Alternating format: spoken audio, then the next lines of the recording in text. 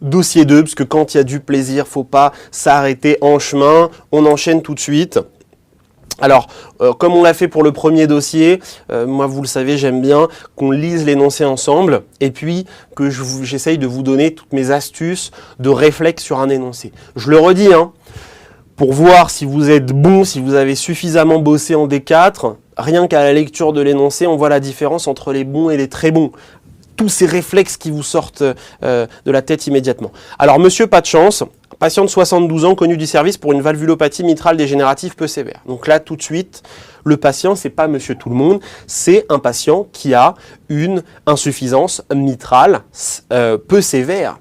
Donc, on est dans le monde de la valvulopathie. Ça veut dire quoi? Ça veut dire que l'insuffisance mitrale, 1, elle peut s'aggraver, ça peut être une cause d'insuffisance cardiaque, et 2, endocardite infectieuse, jusqu'à preuve du contraire, vous l'avez en tête. Bien. Il vous est adressé par son médecin traitant pour des compensations cardiaques. Bingo les amis, hein.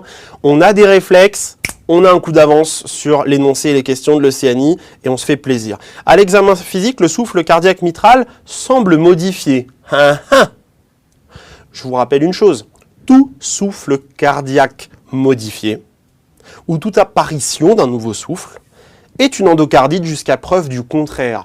Alors là vous me dites, ouais, mais attends, moi dans mon livre on me dit apparition d'un nouveau souffle ou modification d'un souffle avec de la fièvre. S'il n'y a pas de fièvre, c'est pas marrant. Bah, si vous pensez ça, vous auriez probablement pas rigolé à l'ECN en 2010 parce qu'ils ont fait tomber une endocardite sans fièvre et c'est ultra tombable parce que c'est aussi très fréquent dans la vraie vie. L'endocardite, vous n'y penserez jamais assez. La fièvre, elle est présente pour beaucoup de patients, c'est vrai, mais pas toujours. Si le patient a pris du Doliprane, si le patient est immunodéprimé, parce qu'il est splénectomisé, chez les patients âgés, la fièvre n'est pas toujours présente. Ok? Donc l'endocardite, on se la garde à l'esprit. À l'auscultation, vous percevez des crépitants bilatéraux au niveau des deux bases pulmonaires. Ça, on est clair, c'est quoi? C'est de l'insuffisance cardiaque gauche. Hein. Vous vous souvenez? Un foyer de crépitant unilatéral, c'est quoi? Une pneumopathie jusqu'à preuve du contraire. Des crépitants bilatéraux, aux bases, déclives, qui montent comme ça, en marée. C'est de l'insuffisance cardiaque gauche, au maximum, un OAP, œdème aigu du poumon, vous le savez. Constante d'entrée, température 38,6. On a la fièvre. Voilà, vous êtes content, on l'a la fièvre. Mais encore une fois, vous avez vu à quel point ce que je vous raconte, on a un coup d'avance. Je vous dis, les amis, n'attendez pas la fièvre pour penser à l'endocardite, on a la fièvre. On est encore plus rassuré par rapport à l'évocation de l'endocardite. Excellent. Fréquence cardiaque à 115 par minute, la pression artérielle est correcte, le patient n'est pas en état de choc, la saturation est correcte. Première question, quel diagnostic étiologique doit être évoqué de principe pour expliquer cette décompensation cardiaque? Bah là, c'est l'endocardite infectieuse, je vous en ai fait le speech. Juste, vous vous marquez tous ces petits réflexes. 1. Toute modification d'un souffle est une endocardite infectieuse jusqu'à preuve du contraire. 2. Toute apparition d'un nouveau souffle cardiaque est une endocardite infectieuse jusqu'à preuve du contraire. 3. Toute décompensation cardiaque fébrile est une endocardite infectieuse jusqu'à preuve du contraire. Ils vous font plaisir ces trois-là? Magnifique. Vous avez ça en tête, je vous jure, vous laisserez passer très peu d'endocardite infectieuse le jour J. Passe à la question suivante.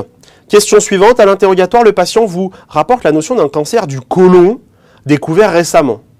Alors là, on se dit, mais qu'est-ce qu'il me raconte? Moi, je suis là, je suis cardiologue, j'ai le stéthoscope autour du cou, il est en train de me parler de cancer du côlon, je suis pas en conf de gastro. Je sais qu'il y en a beaucoup d'entre vous qui ont déjà l'idée. Hein. En cours d'exploration par les oncologues de votre hôpital, quel germe suspectez-vous alors en priorité? Bon, bah, vous le savez, c'est le Streptococcus bovis D. Très important, c'est un germe très particulier lié aux endocardites infectieuses qui a pour porte d'entrée une translocation bactérienne à partir du côlon, typiquement sur un cancer du côlon. Sorti à l'ECN en 2010. On ne peut pas faire mieux, hein. Les amis, tout ce qui est tombé, retombera. Ça, c'est à connaître parfaitement. Alors, je vous ai fait un petit focus, que j'ose dire ultra bien fait. Les germes impliqués en endocardite. Alors ça, je vous mets mes deux mains à couper, que si vous avez un dossier d'endocardite infectieuse le jour J, il y aura un QCM sur les germes. Forcément, c'est, si vous voulez, l'un des enjeux essentiels dans le diagnostic de l'endocardite, diagnostic étiologique. Pourquoi? Parce que une fois que j'ai identifié le germe, je vais pouvoir être efficace en termes d'antibiothérapie. Alors, on regarde un petit peu ce que ça donne. D'abord, les champions du monde, ça reste toujours et encore les streptocoques. Streptocoque aureus, streptocoque des bovis, ça on vient d'en parler sur cancer du côlon, dossier classique, streptocoque A ou B. Les staphylocoques, et je veux que vous reteniez que les staphylocoques, c'est l'entité montante depuis plusieurs années, au premier rang duquel le Staphylococcus aureus ou staphylocoque doré, typiquement sur des endocardites nosocomiales. C'est très à la mode, il y a plein de PUPH de Paris 5, de Paris 7 qui sont en excitation permanente tous les jours là-dessus. À mon avis, gardez en tête staphylocoque doré lié aux soins. Staphylococcus epidermidis plutôt sur prothèse, les entérocoques, les bacilles à gram négatifs bien sûr. Et puis enfin, regardez le petit bonhomme, il vous dit attention, attention aux hémocultures négatives. Vous êtes dans un contexte de suspicion d'endocardite, vous prélevez vos hémocs tout content et le laboratoire vous marque négative. Mince, on est déçu. Eh bien, attention, vous le savez, ça ne veut pas dire du tout que l'endocardite est éliminée, bien au contraire. Et il y a tout un tas de diagnostics à évoquer, ce QCM, mais de main à couper qu'il sort le jour J sur endocardite. La plus fréquente, c'est la prise d'antibiothérapie récente. C'est tout bête, l'infection a été décapitée, mais vous devez le garder en tête. Les streptocoques déficients, bactéries du groupe A sec, vous regardez ça, vous apprenez par cœur, ça ferait un QCM un petit peu méchant. La maladie de Lyme, bien sûr, maman, que c'est joli, la maladie de Lyme. Ultra tombable, une recommandation SPILF 2006, bonheur. Maladie infectieuse, une méningo-radiculite pour la neurologie, une endocardite infectieuse, un petit bloc atrioventriculaire pour les cardiologues, tout le monde est content, enfin voilà, c'est que du bonheur. Les germes intracellulaires, chlamydia, mycoplasme, légionelle, bartonella, brucellose, Trophérima Whippley, attention à la maladie de Whipple, hein. Aïe aïe aïe, attention, la fièvre Q à Coxiella burnetti. Et enfin, a fortiori, chez l'immunodéprimé ou le toxicomane intraveineux, l'endocardite infectieuse fongique à candida. Ok ? Alors, bonus d'actualité, parce que je vous adore, je vous chouchoute. Donc voilà, on laisse rien retomber à Confrafel, on vous donne toutes ces actualités. Ça, c'est très récent, c'est une actualité 2015. Avis d'experts, quelles sont les 4 véritables hémocultures négatives. Alors, qu'est-ce que ça veut dire véritable? On n'y comprend plus rien. Ça veut dire que aujourd'hui, devant les progrès techniques de la microbiologie, la liste à hémoculture négative que je vous ai mise avant, finalement, maintenant, on arrive à les faire pousser. Okay, je vous donne un exemple tout bête. Chlamydia, par exemple, chlamydia que je vous avais évoqué précédemment comme à hémoculture négative, et aujourd'hui, en 2015, avec les progrès de la science sur le plan microbiologique, on arrive à faire pousser chlamydia. Okay, donc il en reste 4 où on n'arrive toujours pas à les faire pousser. Oh, quelle serait belle cette question. La prise d'antibio, toujours, hein, si c'est décapité, c'est décapité. Coxiella burnetti, on va en reparler tout à l'heure. Candida et Trophérima Whippley ou maladie de Whipple. Ok, ça tape, hein. Vous le dites autour de vous, les gens, ils sont pas au courant encore. Hein. QCM suivant, alors là, imagerie, hein. ECNI, image, son et lumière, on vous met une image d'écho-cœur. Une échographie transthoracique est réalisée, vous la voyez ici. Parmi les propositions suivantes concernant l'interprétation de cette iconographie, lesquelles sont justes? Alors il y a quelque chose de très... de très fort sur cette image. C'est quelque chose qu'on appelle en médecine le signe de la flèche. Okay, c'est pas sûr qu'il soit là pour vous le jour J, hein, cette petite flèche jaune, je l'ai rajoutée pour vous, pour que ce soit un petit peu plus facile. Mais le jour J, on pourrait vous pousser un petit peu à devoir vous-même interpréter les choses. Alors d'abord, sachez qu'il s'agit d'une coupe apicale. Oh là là, mais qu'est-ce qu'il me raconte? Bah oui, il faut que vous le mémorisiez. Ce plan de coupe est apical. Il y en a un deuxième qu'on verra dans une autre conf, la parasternale gauche. Ce sont les 2 grandes coupes, à mon sens, sortables en écho-cœur. Et enfin, le diagnostic d'endocardite infectieuse est ici très probable. Pourquoi? Parce que ce que vous visualisez au bout de la flèche, c'est bien une végétation. Et attention, cette végétation, elle est en position mitrale. Alors, on revient sur l'image et je vous montre, c'est important, les choses. Vous avez ici VG le ventricule gauche, ici l'oreillette gauche, ici l'oreillette droite, ici qui n'apparaît pas entièrement le ventricule droit. Donc là, vous voyez bien que cette valve qui est entre le VG et l'oreillette gauche, c'est bien la valve mitrale. Donc la végétation est bien appendue à l'un des feuillets de la valve mitrale, tandis que la valve aortique, en fait, est plutôt à ce niveau-là. La chambre de chasse est à ce niveau-là, pas complètement visible sur cette coupe. Ok ? Question suivante. Selon les critères diagnostiques officiels de Duke, d'endocardite infectieuse, vous devez réaliser d'autres examens complémentaires pour confirmer ce diagnostic. Quel examen réalisez-vous alors dans ce but? Alors, je ne vais pas y aller par quatre chemins. Cette question, elle est tombée telle qu'elle à l'ECN en 2012. Telle qu'elle. 1. L'échographie transthoracique ETT complétée d'une échographie transœsophagienne ETO. Et 2. Hémoculture aérobie anaérobie. Donc là, pour cette question, c'était les hémocultures et pas tout le reste. Il n'y a pas à répéter. On a déjà le diagnostic sur le plan de l'échographie transthoracique. Alors, les critères diagnostiques de Duke. Là, je vous les ai remis sur cette diapositive. On se refait un petit focus. Faut les connaître absolument sur le bout des doigts. C'est la base pour poser un diagnostic d'endocardite infectieuse et c'est quelque chose de non opposable. C'est-à-dire que lorsqu'un PUPH de cardiologie voudra vous poser un QCM d'endocardite, il partira de là. Vous le savez, il y a 2 critères majeurs, 5 critères mineurs. On regarde. Critères majeurs, hémoculture ou atteinte de l'endocarde échographique. Alors les hémocultures, je voudrais qu'on se penche 2 secondes là-dessus, parce que vous avez tous en tête que c'est les hémocultures. Mais combien faut-il d'hémocultures positives en fonction du germe? Ça ferait un QCM sélectif, le genre de QCM qui tomberait le jour J. D'abord, si le germe est typique, il faut au moins 2 hémocultures positives, à savoir Streptococcus viridans, Streptococcus bovis, Staphylococcus aureus, Entérocoque, et les bactéries du groupe A sec. Ensuite, pour tous les autres germes non typiques, il faut au moins 3 hémocultures positives à au moins 12 heures d'intervalle. Donc vous voyez que déjà, ça devient un peu plus compliqué. Et puis, il y en a un peu à part. Tellement à part qu'à mon avis, ça pourrait sortir le jour J. C'est bien sûr Coxiella burnetii. Coxiella burnetii, on a dit que ça ne poussait pas, que ça avait du mal à pousser. Ainsi, une seule hémoculture positive à Coxiella burnetii suffit à avoir un critère majeur selon les critères de Duke.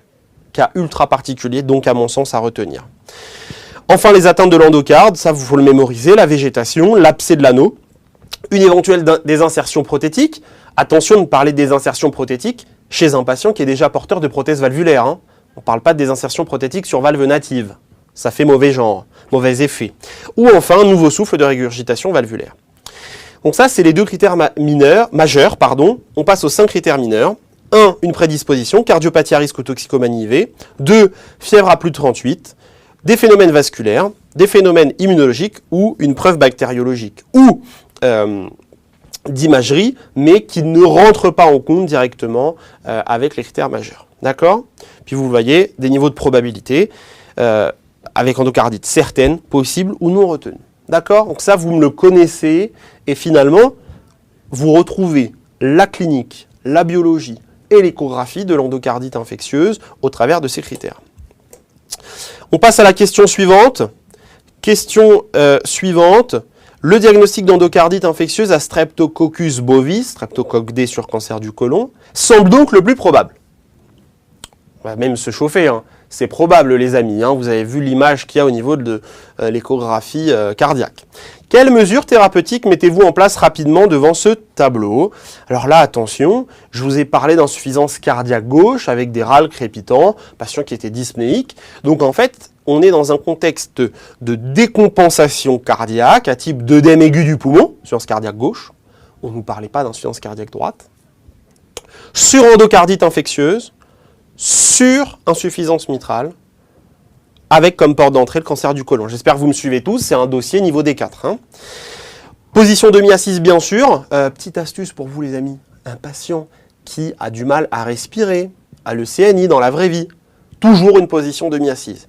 Il n'y a aucune indication à maintenir un patient qui a du mal à respirer, autrement dit dyspnéique, complètement allongé. Aucune. Pour moi, c'est même un 0. Vous oubliez ça, c'est 0. 2, des dérivés nitrés de type Risordan IVSE. Alors, on se fait plaisir. Le Risordan, c'est quoi, dérivé nitré? C'est un vasodilatateur. On fait un peu de pharmacologie. Je sais que ce n'est pas toujours votre point fort, donc on va essayer de renforcer ce point. Vasodilatation. Vasodilatation veineuse et artérielle. Ah bon, alors, vasodilatation veineuse, j'augmente les capacités de mon réseau veineux et donc je diminue le retour veineux, je diminue la précharge. et ben ça, c'est ce qui va permettre le plus rapidement possible de diminuer l'eau qu'il y a au niveau pulmonaire et donc de traiter l'œdème aigu du poumon.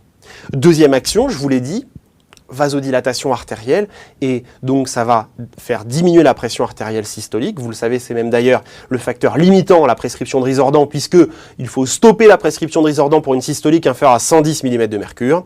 Mais ça va aider, puisque on limite la post-charge. Or, vous savez qu'en diminuant la post-charge, cela permet d'augmenter le débit cardiaque. Dernier point pour les plus forts d'entre vous, le Risordan ou dérivé nitré entraîne également une vasodilatation au niveau coronaire, assurant une bonne perfusion des coronaires et donc prévenant d'une éventuelle souffrance ischémique au cours de cette décompensation cardiaque.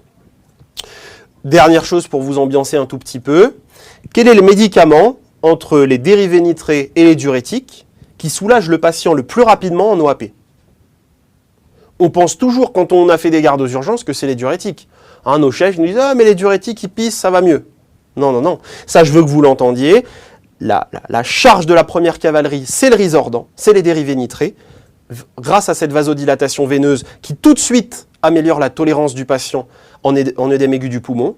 Puis derrière, les diurétiques de lance furosémide, prennent le relais pour assurer une déplétion hydrosodée satisfaisante. OK ? Enfin, l'oxygénothérapie à haut débit, bien sûr, hein, il avait une SAT à 95%, c'est pas assez. Antibiothérapie probabiliste intraveineuse en urgence, et ça, je veux que vous l'ayez en tête. Ce patient, il a une endocardite infectieuse, il est septique, et en plus, il a des signes de gravité. Donc, il faut qu'il y ait une antibiothérapie, on n'attend pas pour le lui donner. D'accord ? Alors pourquoi, juste, j'insiste sur le fait que la réponse E était archi fausse, c'était un MZ, hein, donc en rouge, parce que si vous mettez du sérum Phi NaCl 0,9% à un patient qui est en insuffisance cardiaque, je viens et je vous mets une fessée déculottée tout de suite parce que vous êtes en train de tuer votre patient. Le sérum physiologique que vous lui perfusez, il passe où directement? Dans ses poumons. Au contraire, le patient veut le dépléter. Bien. Question suivante. Quels sont les signes cliniques évocateurs d'une endocardite infectieuse subaiguë? Ah bon, subaiguë? Subaigu, aigu, pareil tout ça? Ben non, pas du tout. Je vous ai dit hein, dans une question, tous les mots sont importants. Il y a deux mondes dans l'endocardite infectieuse, on va y venir. Le monde de l'endocardite aiguë et le monde de l'endocardite subaiguë ou lente d'Hustler. Oh, qu'il est important de faire la différence entre ces deux entités. Donc dans le monde subaigu, on a d'abord l'érythème palmoplantaire de Janeway, oui. L'hypocratisme digital, pas très spécifique, hein, l'hypocratisme digital, on le trouve dans quoi? D'abord, c'est un marqueur d'hypoxie chronique, donc chez tout patient insuffisant respiratoire chronique, BPCO, asthmatique plus rarement, patient atteint de mucoviscidose, de DDB, etc. Mais également chez le patient cirrhotique ou dans un contexte d'endocardite infectieuse. Enfin, de petites hémorragies sous-inguéales. Sur quelle physiopathologie les D4? Allez, je vous écoute, je vous laisse une seconde pour répondre. Qu'est-ce qui me fait saigner dans une endocardite infectieuse? Là, c'est au niveau des ongles. C'est ce qui peut me faire saigner dans la tête. Ben oui, la rupture d'anévrisme mycotique. Et je me permets de vous redire que rien à voir avec la mycose. Hein. Ce n'est pas des histoires de champignons. Rupture d'anévrisme mycotique, c'est quoi? C'est qu'il y a des processus immunologiques inflammatoires importants qui font qu'au niveau des artères, il y a des anévrismes, des dilatations qui se font et ça peut rompre, et donc cause d'hémorragie. Alors, un petit focus sur la clinique de l'endocardite infectieuse, pour être capable de la reconnaître. D'abord, le souffle cardiaque fébrile, je dis oui, et puis des signes extracardiaques évocateurs. Pour ceux qui ont déjà vu certaines de mes confs, vous savez que j'adore les mnémotechniques. Pour moi, les mnémotechniques, c'est la vie qui vous sourit. Donc vous les connaissez, vous savez quoi cocher le jour J en QCM. Petit mnémo, Sephora. S, splénomégalie. E, érythème palmoplantaire de Janeway. P, purpura pétéchiale vasculaire. H, hypocratisme digital. Encore un H, hémorragie, sous-inguéale, sous-conjonctivale. O, l'énodosité d'Hustler ou faux panari d'Hustler au niveau essentiellement de la pulpe des doigts. R, rot, tache de rot qu'on peut constater au fond d'œil. A, anévrisme mycotique, je viens d'en parler. Et enfin, des arthralgies, lombalgies, myalgies, on a mal un peu partout. Focus suivant, je vous ai un tout petit peu fait un teasing tout à l'heure là-dessus, mais que c'est important. L'endocardite infectieuse, il y en a deux. Il y a le monde de l'endocardite aiguë et le monde de l'endocardite subaiguë ou lente d'Osler, mais que c'est important. On commence par l'endocardite subaiguë d'Osler. C'est une endocardite qui s'installe de manière progressive. On compte en semaines ou en mois. Le syndrome infectieux est plutôt modéré, petite fébricule, plutôt le soir, pas constante. Les signes extracardiaques sont extrêmement présents. C'est tout notre Sephora, splénomégalie, érythème palmoplantaire de Janeway, les nodules de Roth, etc., etc. Ça survient typiquement sur une valve malade. Soit une valvulopathie, insuffisance mitrale, insuffisance aortique, que sais-je, ou une prothèse. Et enfin, les germes stars, c'est les streptocoques, et particulièrement les streptocoques oraux. Le grand classique, c'est le patient qui a un problème cardiaque de type insuffisance mitrale, qui a eu un geste dentaire assez récent, il y a 15 jours, 3 semaines, boum, il fait l'endocardite subaiguë d'Osler, qui apparaît donc au bout de quelques semaines à quelques mois.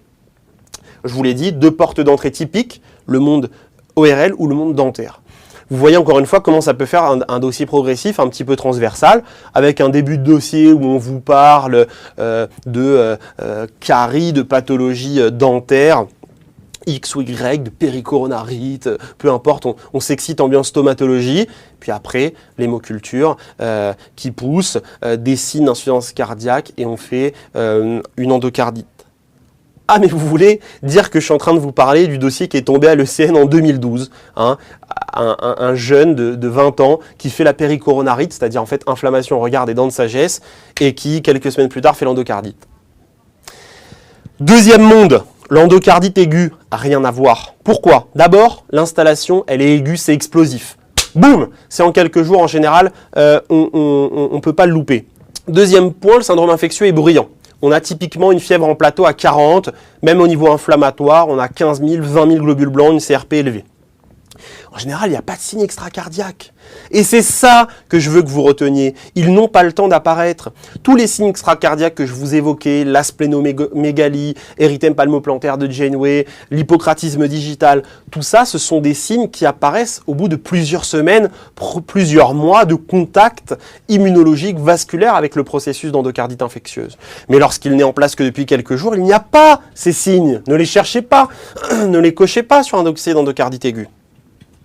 Ensuite, typiquement, ça survient sur une valve saine, patient qui n'a pas de valvulopathie. Ça vous paraît évident aujourd'hui, mais il faut savoir qu'il y a 10 ans, on enseignait à certains de mes chefs le fait que l'endocardite sur valve saine, ça n'existait pas, et que forcément la valve était à la base pathologique. On sait maintenant que c'est faux.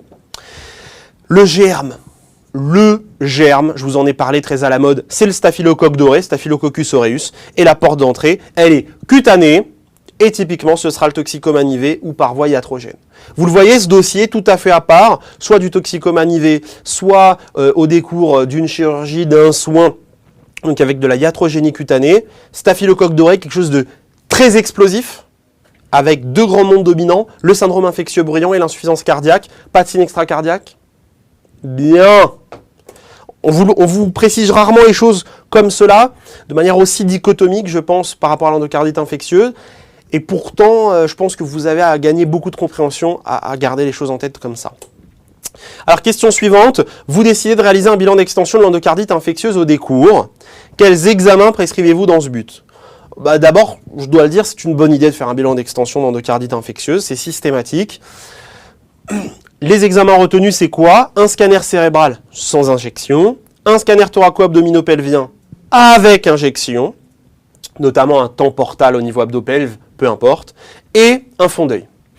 Alors, c'est quoi l'objectif du bilan d'extension? Ça, je veux que vous l'ayez en tête, c'est de traquer 2 grands types de complications.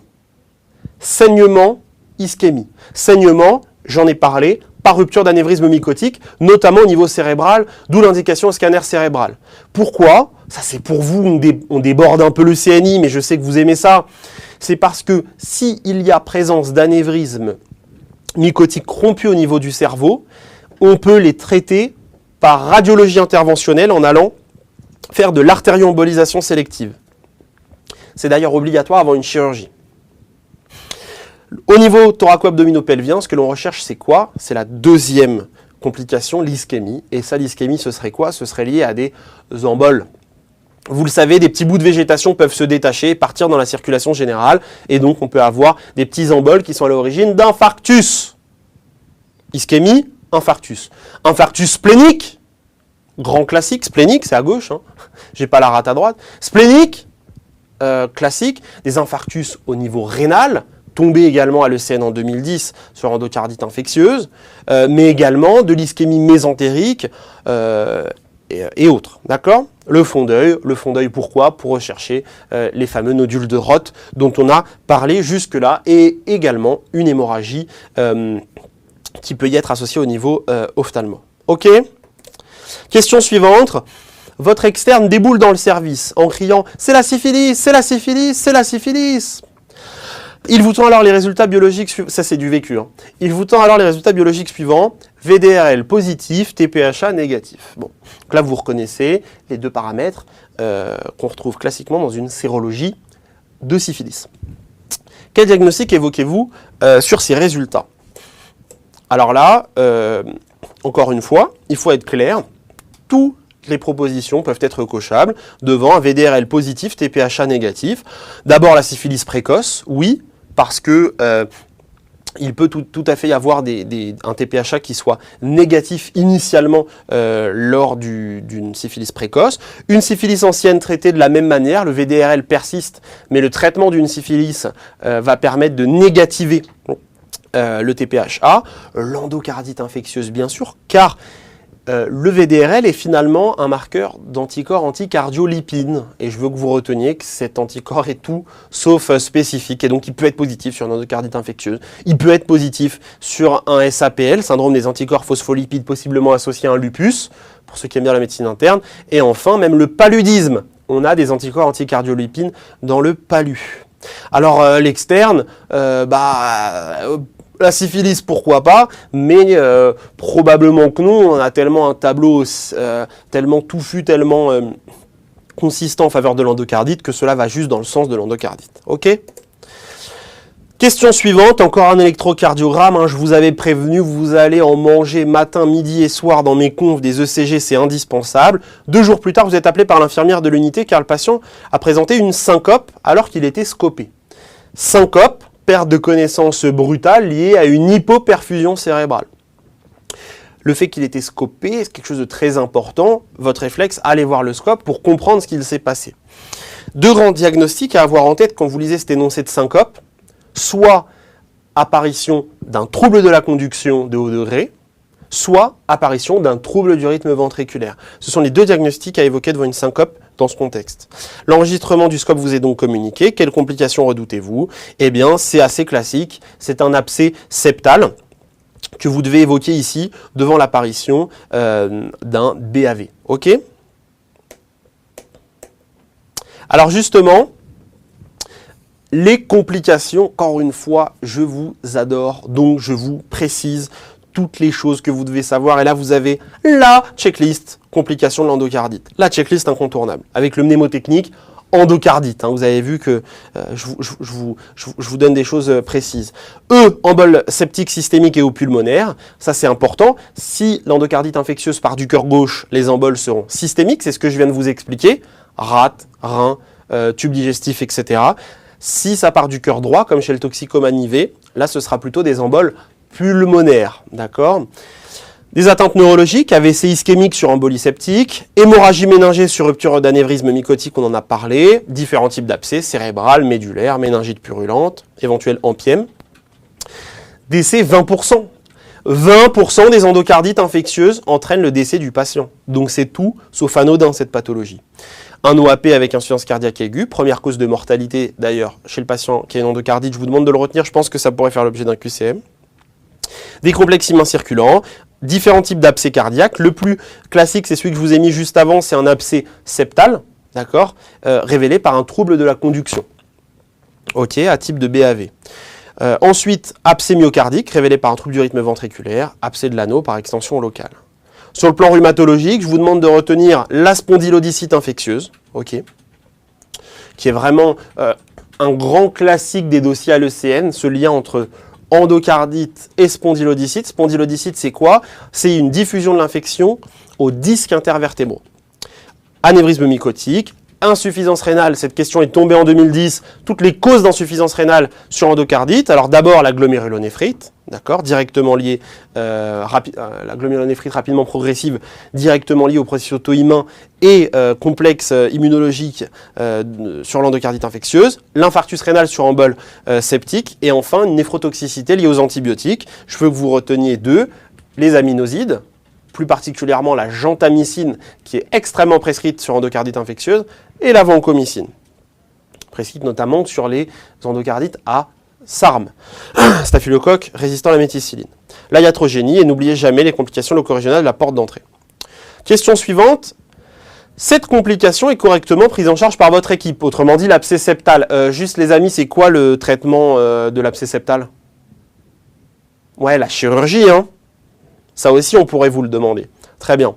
Au cours de la surveillance, vous devez vous assurer de l'efficacité du traitement entrepris par les antibiotiques. Quels critères surveillez-vous pour évaluer cette efficacité? Moins glamour que la chirurgie, les souffles, etc. Hein. La surveillance.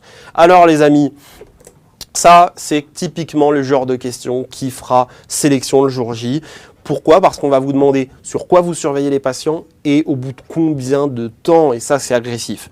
1, la CRP doit être normalisée, c'est évident, il ne doit plus y avoir de syndrome inflammatoire. Alors la pyrexie, en 5 à 10 jours seulement, il ne faut pas attendre 3 à 4 semaines, c'est beaucoup trop long. Ça encore une fois, ça ne peut pas s'inventer, il faut l'apprendre. Et enfin, négativation des hémocultures. Ça me permet de renforcer un point très important qui est très cher à l'un des patrons de l'endocardite infectieuse à l'hôpital Pompidou, c'est le fait que la guérison d'une endocardite est définie par la négativation des hémocultures. S'il devait y avoir un PMZ, ce serait celui-là. Ok ? Alors la surveillance, vous avez toute la diapositive. Un rythme de surveillance clinique biologique ETT-ETO, c'est à 1, 3, 6 et 12 mois par cœur. Validé, référence, recommandation ESC 2012 en cardiologie les amis. Clinique, température, ECG quotidien. Un patient qui a une endocardite infectieuse doit avoir un électrocardiogramme tous les jours. S'il y a une diffusion septique avec un abcès septal qui se met en place entraînant un bloc atrioventriculaire avec un risque de syncope, d'arrêt cardiaque, c'est pas bon. Donc on doit avoir un coup d'avance là-dessus. Biologie, NFS-CRP, on en a parlé. Hémoculture quotidienne jusqu'à négativation. On veut savoir quand le patient est guéri. Et n'oublions pas, une créatininémie pour suivre la fonction rénale, surtout quand on prescrit des médicaments toxiques, aminosides, vancomycine. Éducation du patient sur le risque de récurrence, bien sûr, et une antibioprophylaxie, on va en reparler. Voilà, les items abordés pour ce dossier, l'endocardite infectieuse et les troubles de la conduction à la fin avec un BAV qui fait découvrir un abcès septal, c'est typiquement un dossier qui pourrait sortir tel quel comme ça le jour de l'ECNI, c'est un niveau ECNI. Je vous remercie.